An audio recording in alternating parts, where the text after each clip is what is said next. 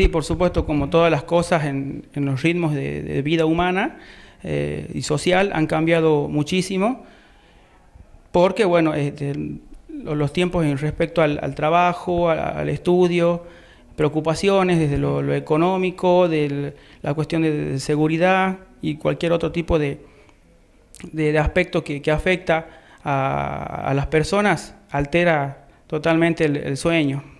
Ahora, ¿todo tiene que ver con todo? ¿O hay alguna situación que prevalezca tal vez un poco más que el resto? Claro, son varios factores, ¿no? Hay que ver en el caso de cada persona cuál puede ser ese motivo que predomine. Pero todos esos que venía mencionando ya de por sí son motivos que van sumando a la problemática a la hora de conciliar el sueño. Claro. Licenciado, hablamos acerca de cuestiones tal vez que no son meramente físicas, sino más bien emocionales, ¿no? Pero tal vez también en algún punto puede haber trastornos físicos que impidan, en este caso, la conciliación del sueño. Por supuesto, puede estar generado por algún tipo de alteración fisiológica, médica, se tendrán que hacer las consultas correspondientes, pero en lo que respecta más a mi ámbito de lo psicológico, sí, hay de hecho ciertas patologías que pueden alterar mucho el sueño. Entre eso, lo que bueno, más encontramos en temas de ansiedad y depresión, por ejemplo. Ahí se pueden hacer dos contrastes grandes en cuanto a la depresión y a la ansiedad. Por ejemplo, en uno, ansiedad barra estrés, ¿no? Que me quita el sueño. Y en la depresión es al revés. Generalmente la persona tiende a dormir más de la cuenta. Sea como sea, ¿son dos factores que se pueden corregir o no? Sí, por supuesto, porque bueno, con la misma terapia son muchas cosas que podemos llegar a ver y analizar cuáles son las causas que en la persona le impide conciliar el sueño o que la llevan a dormir en exceso, porque todo en exceso, por supuesto, termina siendo un problema. Claro. Por lo que decíamos, ¿no? En los ritmos de vida que llevamos las personas, más en este último siglo, por supuesto, con el tema del trabajo y estudio, tener horas perdidas a través del sueño excesivo ya me lleva a alguna complicación, o por ejemplo ya dormir más de 8, 10 horas termina siendo mucho, ¿no? Porque, por ejemplo, bueno, hablando de las patologías fisiológicas, bueno, generalmente ¿qué ocasiona? Dolor de cabeza. Un dolor de cabeza o también alteración en el metabolismo. Licenciado, ahora, hablemos un poco acerca de este estadio que me parece que también en un punto preocupa y mucho, tiene que ver con el insomnio, ¿no? ¿Se llama insomnio a qué particularmente? ¿Es cuando la persona no descansa o cuando no descansa bien? Insomnio sería, bueno, la falta de sueño. La falta de sueño, pero asociado también a patologías en las que la persona duerme, de hecho, varias horas, pero no puede aún así conciliar un descanso reparador. Claro. Y de hecho, puede que incluso no rinda lo suficiente otra vez al otro día, con tal de con esta cuestión del poco descanso. Por eso es tan importante, ¿sí? Al punto que, bueno, en terapia uno lo que intenta realmente es evitar que el paciente tome medicaciones, ¿no?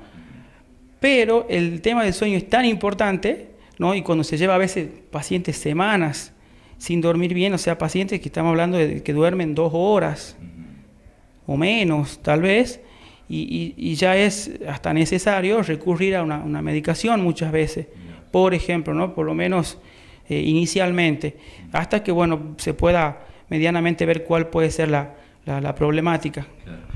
Licenciado, se dan dentro de la vida del ser humano, en este caso, dos contrastes, me parece que pueden ser meramente visibles, ¿no? Por un lado, acerca de los adolescentes que descansan muy poco, que duermen muy poco, y aquellas personas mayores de 60 años que, por el contrario, ya suelen acostarse un poco más temprano. Digo, ¿esto por lo general es así? ¿Es normal? ¿No?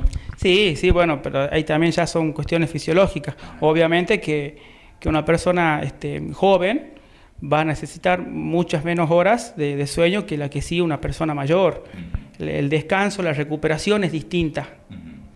¿Y a usted le vinieron casos, tuvo casos en este caso de personas así, con insomnios o problemas para descansar, para dormir, ¿no? Muchas veces. No siempre es una patología aislada, o diré que casi nunca. Siempre está asociada a otra cosa.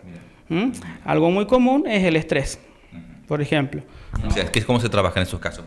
Bueno, primero veamos cómo ocurre esto. Es como un exceso de responsabilidades, ocupaciones, presiones, sea por trabajo, sea por estudio, cuestiones familiares también, existe el estrés familiar, ¿no? Y ya en ese punto puede existir hasta en adolescentes, ¿no? El estrés no es exclusivo de la etapa adulta, ¿sí? Bueno, en esos casos la persona, hasta aún sintiéndose cansada, no puede dormir bien, o duerme y no es suficiente, se sienten igual aún así cansadas, ¿no? Tiene que ver muchas veces, y también ya asociado a un tipo de ansiedad, que es el sobrepensar las cosas. El estrés, por su parte, me deja con toda la carga que he tenido en la semana, en el día, ¿sí? Pensar en todo eso, por ejemplo. Sumado, por ejemplo, a algún otro tipo de ansiedad que la persona tenga sobre otras cuestiones, es también sobrepensar, y entonces no poder dormir, por supuesto.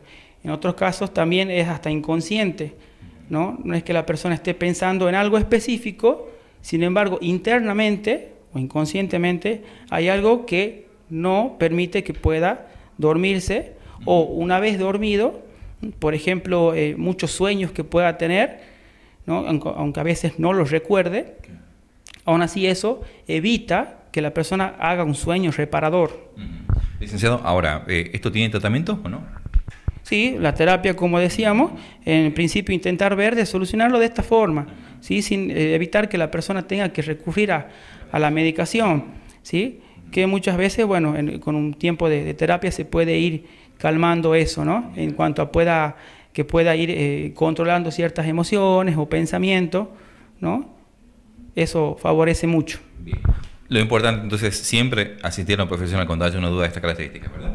Claro, por supuesto, para que en ese caso podamos ver y analizar, diagnosticar cuál puede ser la problemática y entonces ahí actuar. Licenciado, muchas gracias. A ustedes.